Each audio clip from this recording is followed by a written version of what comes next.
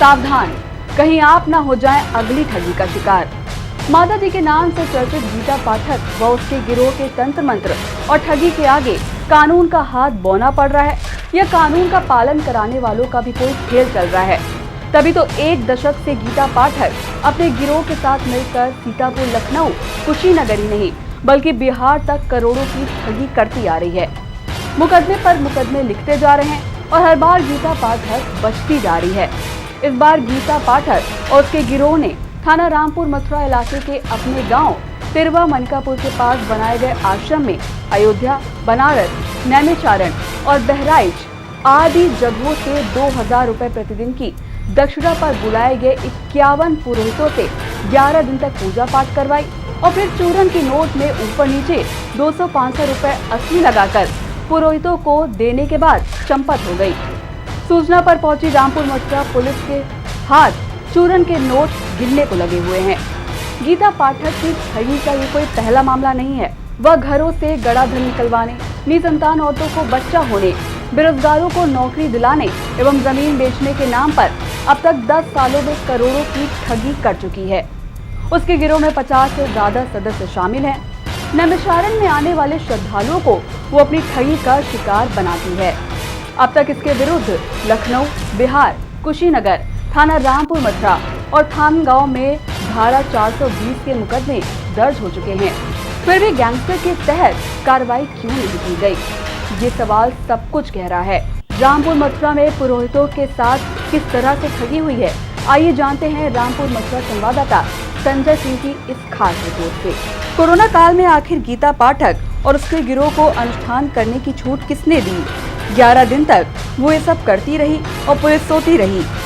आखिर 9,25,000 के चूरन वाले नोट उसके पास कहां से आए, जिस पर भारतीय मनोरंजन बैंक लिखा है। गीता पाठक ने बुलाए गए पुरोहितों से 11 दिन तक अनुष्ठान कराने के बाद पॉलिथीन और कपड़े में लपेटकर चूरन वाले नोट ही पुलिस के हाथ लग सके। मौके पर पहुंचे सीओ महमूदाबाद रविशंकर प्रसाद ने बताया कि वो पता लगा रहे हैं कि कौन कौन लोग इसमें शामिल हैं और इसका सोर्स कहां से आया। वो पता नहीं कहाँ चली गई, लापता हो गई माता जी। पुलिस को सूचना आप लोगों ने की होगी? जी जी जी। जी। तो आप लोग कितने लोग थे यहाँ पर? अरे हम लोग साहब आए थे तो 4 टोली में आए थे, हम लोग 10-10 लोग करके। जी।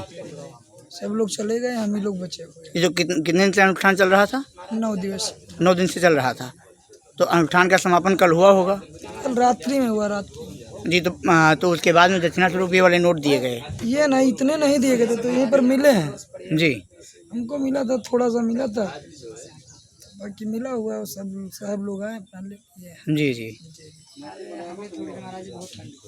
शाम होने से पहले नटवर लाल गीता पाठक को थानगांव पुलिस ने झंडा कुटी से घर दबोचने में सफलता हासिल कर ली है। गीता पाठक को उस समय पकड़ा गया जब कन्हैया के घर में दावत की तैयारियां चल रही थीं। ये गिरफ्तारी बहराइच जनपद के रुपईडीहा निवासी दिलीप कुमार द्वारा दर्ज कराए गए जालसाजी के मामले में की गई है। अब पुलिस गैंगस्टर एक्ट के तहत कार्रवाई करने की तैयारी कर रही है। सर क्या मामला था? देखिए, ये गीता पाठक एक हैं। इन्होंने 40 ब्राह्मणों की एक टीम बुलाई थी, ब्राह्मण लोगों की अनुष्ठान कराने के लिए। तो इनका तय हुआ था कि 2000 रुपया पर डे के हिसाब से 9 दिन का अनुष्ठान होगा। इनका जब ये 9 दिन होने के बाद इन्होंने कहा कि नहीं, सिर्फ 2 दिन और बढ़ा दिए, तो 11 दिन का पूरा इनका अनुष्ठान हुआ है। तो उस हिसाब से इनका 9,02,000 रुपया इनका बन रहा था। तो आज सुबह 4 बजे इन्होंने जो हिसाब पैसा दिया तो पॉलिथीन में लपेट के और कपड़े में लपेट के इन लोगों को दिया। जब ये लोग खोल के अपना हिसाब साफ कर रहे तो देखिए उस पर कूपन 2000 का कूपन, 500 का कूपन, 200 का कूपन इस तरह लिखा हुआ था, भारतीय मनोरंजन बैंक। तो नकली तो नहीं है, लेकिन जो चूरन वाला नोट है और जो ये कूपन के तौर पर प्रयुक्त होता है वो है ये नोट।